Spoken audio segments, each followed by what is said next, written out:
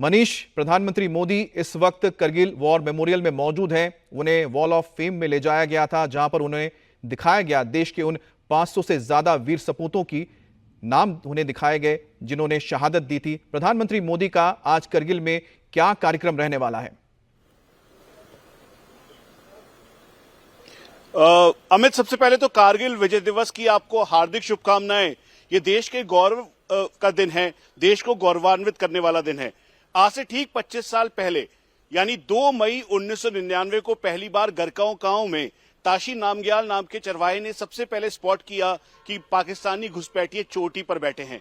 उसके बाद से लेकर 4 जुलाई बहुत महत्वपूर्ण दिन, जिस दिन टाइगर हिल पर तिरंगा लहराया भारतीय सेना की जैकरिफ और 18 ग्रेनेडियर्स ने। उसके बाद 26 जुलाई को यानी आज के दिन को ये तत्कालीन प्रधानमंत्री अटल बिहारी वाजपेयी के द्वारा कहा गया कि कारगिल विजय दिवस में भारतीय सेना की जीत हुई है, पराक्रम की जीत हुई है। 25 साल पहले का दिन, जब ब्रिगेडियर कुशाल ठाकुर से हमने बात की थी तो उन्होंने इस बात का जिक्र किया था कि प्रधानमंत्री नरेंद्र मोदी 25 साल पहले भी यहां पर आए थे और दिन था 4, 5 और 6 जुलाई का, जब वो प्रभारी हुआ करते थे हिमाचल प्रदेश के।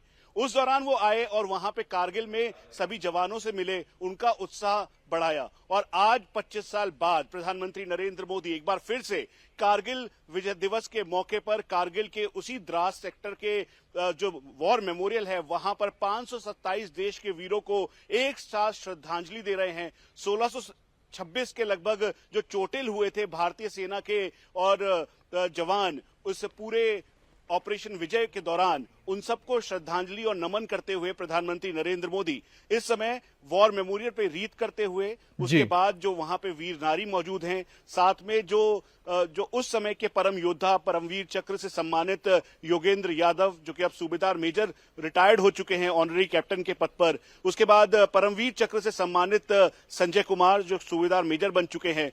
वीर चक्र से सम्मानित लेफ्टिनेंट बलवान उस दौरान थे, अब वो कर्नल बलवान बन चुके हैं।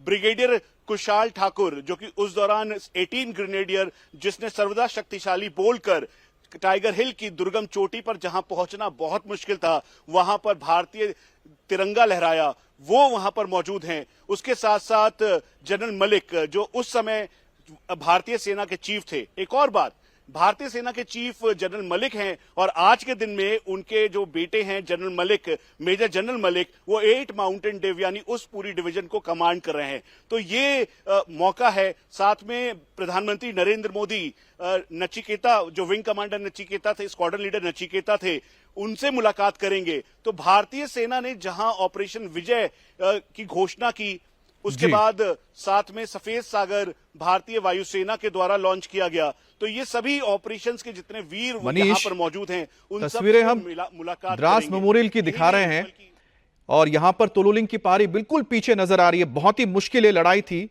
तो 13 जून और 14 जून की एक ऐसी लड़ाई जो बहुत मायने रखती है। 13 जून को ही तोलोलिंग पर भारतीय तिरंगा फहराया गया था 4590 पॉइंट के साथ साथ। तोलोलिंग की जो लड़ाई थी क्यों इतना महत्व रखती है और तोलोलिंग को ही क्यों चुना गया था वॉर मेमोरियल को बनाने के लिए? देखिए, सबसे पहले तो मैं बता दूं कि ये जो तोलोलिंग की पहाड़ी है, अमित आप भी द्रास गए होंगे और हमारे दर्शकों को मैं बता दूं कि 80 डिग्री का सीधी चढ़ाई है ये। और यहां पर जो तोमरों की टुकड़ी थी यानी 2 राजरिफ के जो जवान थे, उन्होंने जब परचम लहराया तो उस दौरान कठिनाइयां बहुत ज्यादा थी। सीधी चढ़ाई थी और यहां पर जो पाकिस्तानी घुसपैठिए थे वो सीधा नेशनल हाईवे 1 डेल्टा को सीधा निशाना बना रहे थे और उसी वजह से जो मूवमेंट था वो पूरी तरीके से ब्लॉक था। ये जो रोड आप देख रहे हैं द्रास मेमोरियल के ठीक सामने, ये नेशनल हाईवे है। दरअसल ये लद्दाख को यानी कारगिल को कनेक्ट करता है श्रीनगर से और पाकिस्तानी घुसपैठियों की यही मंशा थी कि इस पूरे रास्ते को ब्लॉक कर दिया जाए ताकि लद्दाख को कश्मीर से यानी श्रीनगर से अलग कर दिया जाए। इसीलिए तोलोलिंग की ये जो लड़ाई है वो सबसे अहम है और इस लड़ाई में बहुत ही इंपॉर्टेंट रोल 2 राजरिफ का था, तो साथ में बोफोर्स तोपों का भी था, क्योंकि रात के अंधेरे में टॉर्च की रोशनी से रास्तों को दिखाते हुए, ताकि उजाले में जैसे ही पाकिस्तानी घुसपैठिए देखते, पाकिस्तानी रेगुलर सोल्जर्स देखते थे, वो तुरंत फायर करने लगते थे इस पूरे हाईवे के ऊपर। तो इसीलिए चुनौतियां बहुत ज्यादा थी। 1:10 का रेशो था। ऊपर पाकिस्तानी एक घुसपैठिया एक फायर करता और पत्थर फेंक रहा था, तो सीधा चोट भारतीय सेना के सैनिकों को लग रही थी। इसलिए तोलो लिंक की लड़ाई एक गेम चेंजर के तौर पे थी, और इस लड़ाई में भारतीय सेना ने जो परचम लहराया, उसके बाद पीछे मुड़ के नहीं देखा और जीत सीधा टाइगर हिल पे गई। लेकिन टाइगर हिल की लड़ाई बहुत ही निर्णायक थी अमित, क्योंकि तोलो लिंक के बाद टाइगर हिल सबसे ऊंची चोटी थी, जहां पर पाकिस्तानी घुसपैठिए बैठे थे। और तत्कालीन प्रधानमंत्री अटल बिहारी वाजपेयी को जब नवाज शरीफ अमेरिका चले गए और उन्होंने कहा सीज फायर की बात कही 4 जुलाई के बाद, तो तत्कालीन प्रधानमंत्री अटल बिहारी वाजपेयी ने बिल्कुल साफ कर दिया था कि जब तक एक एक चोटी से पाकिस्तानी घुसपैठिए नहीं भागते, तब तक इसको सीज फायर नहीं होगा। और यही पराक्रम और शौर्य की गाथा है कि 4 जुलाई को टाइगर हिल पर परचम लहराने के बाद 26 जुलाई का दिन, यानी आज के दिन, विजय दिवस के तौर पर पूरे देश में हर्षोल्लास और सम्मान की नजरों से मनाया जाता है, जिसमें भारतीय सेना का तो यही जा रहा है कि जब तोलो लिंक की पहाड़ी पर 13 जून 1999 को भारतीय तिरंगा लहराया था, उसी दिन ही आधी लड़ाई भारत ने जीत ली थी। और 4 जुलाई को जब टाइगर हिल पर तिरंगा लहराया, तो यह माना गया था कि अब यह युद्ध पाकिस्तान के हाथ से निकल चुका है और भारत यहां पर अपनी जीत दर्ज कर चुका है। लेकिन 26 जुलाई को ही इसकी ऑफिशियल घोषणा की गई थी।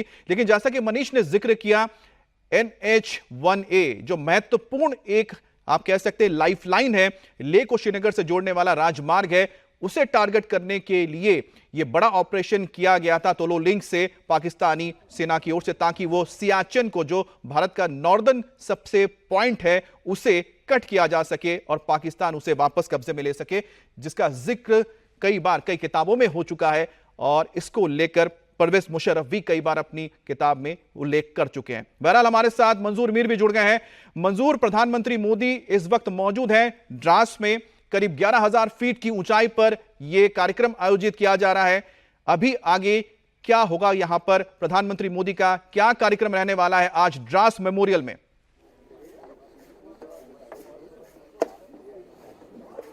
देखिए अमित, ये देश के पहले ऐसे प्रधानमंत्री हैं जो शहीद जवानों की श्रद्धांजलि में द्रास के करगिल मेमोरियल पहुंचे हैं। और ये एक ऐतिहासिक दिन उन जवानों के लिए भी माना जाता है जिन जवानों ने करगिल के 1999 में इस मातृभूमि की रक्षा के लिए अपनी जानें निछावर की। खास बात यह है कि प्रधानमंत्री नरेंद्र मोदी के आने से जवानों का हौसला जो है वो और ज़्यादा बुलंद होगा, और साथ ही साथ जो शहीद परिवार के लोग हैं वो काफ़ी गर्व महसूस कर रहे हैं कि प्रधानमंत्री नरेंद्र मोदी जो पहले ऐसे देश के प्रधानमंत्री हैं जो श्रद्धांजलि देने के लिए वार मेमोरियल पहुँचे हैं, तो उनमें भी काफ़ी उत्साह और जोश है। प्रधानमंत्री ने जो है जवानों को श्रद्धांजलि अर्पित की। उन्होंने इस पूरे वार मेमोरियल का जायजा लिया। उन जवानों के नाम, जो 543 जवानों के नाम यहाँ पर लिखे हुए हैं, उस जगह पर भी गए, उन नामों को पढ़ा और बाद में जो है वो इस पूरे एरिया का वॉर मेमोरियल का जो है अभी मुआयना कर रहे हैं। और जो शहीद जवानों के परिवार है उनसे भी वो मिलेंगे।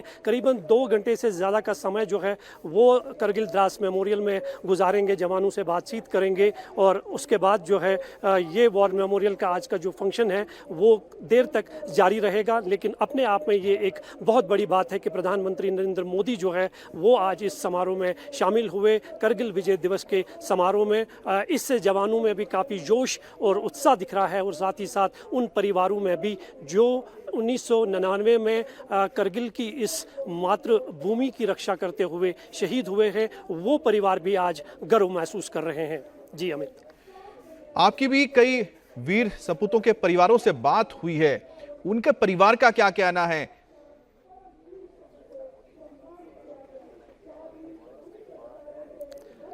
देखिए अमित, पूरा देश जो है आज इन जवानों को श्रद्धांजलि अर्पित कर रहा है। गर्व महसूस हो रहा है कि उन जवानों के बदौलत ही आज हम इस भूमि पर जो है खड़े हैं।